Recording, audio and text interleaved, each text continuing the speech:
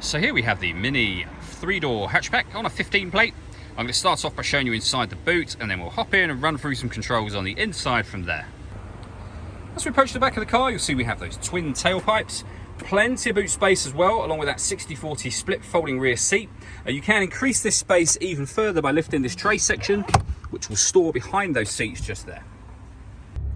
Okay, now that we're inside the car, we're going to start with the dials. On the left-hand side, we have the rev counter.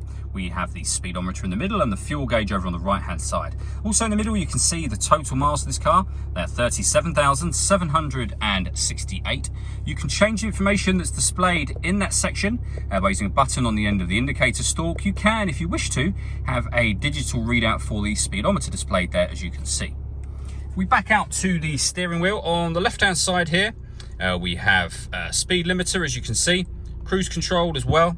Over on the right hand side, we have stereo and phone controls, and behind the steering wheel, the minus and plus paddles will enable you to change gear manually, should you wish to do that on this automatic gearbox.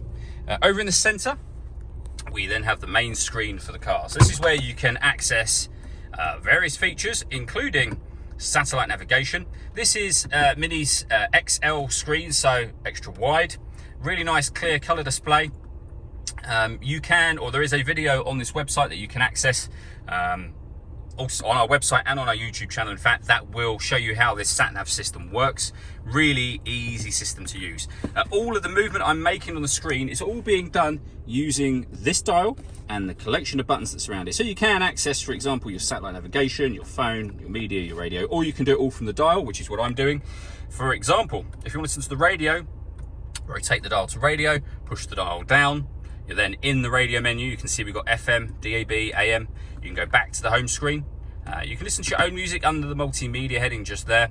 And again, we've got a number of ways we can listen to our music. So we've got USB input, Bluetooth audio, auxiliary input as well. We have the main volume for the stereo just here. And then below that, we have dual zone climate control. So you can adjust the passenger temperature, the driver temperature. You can increase or decrease the fan speed. You can determine what direction you'd like the air to be distributed in with this button here. When you're happy with those settings, your air conditioning is on at the minute, so that's off, back on again. You can hit auto. When you do that, the car will take control of the fan speed, which you can hear it doing, and the direction of the air, in order that it maintains these temperatures within the car. Press auto again. You can go back to a manual mode, and then you can put it on whatever settings you want it on again there. We have a heated driver's seat with 3 different heat settings, and the same over there for the passenger side. We can turn off the stop and start. This car is designed to cut out when it's stationary in traffic to save you fuel. That system is now off. We can start and stop the engine from here.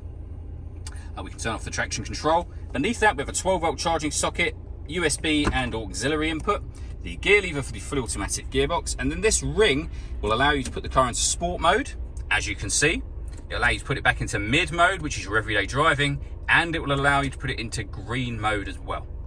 The last thing I want to talk about here are the twin sunroofs. This rear one is a fixed section of glass to let light in. This front one, however, you can open as a proper sliding sunroof, as you can see.